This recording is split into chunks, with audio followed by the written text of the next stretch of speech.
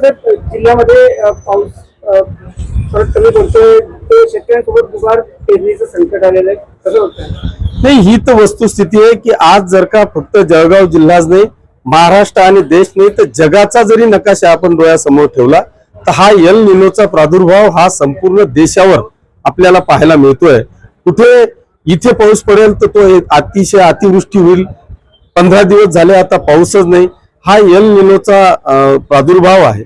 याच्यावर राज्याचे मुख्यमंत्री आदरणीय देवेंद्रजी फडणवीस साहेब असतील किंवा या राज्याचा हवामान विभाग असेल, यांनी वारंवार त्या पद्धतीच्या सूचना केलेल्या आहेत। मला वाटतं याची आपण सगळ्यांनी दक्षता घेतली पाहिजे।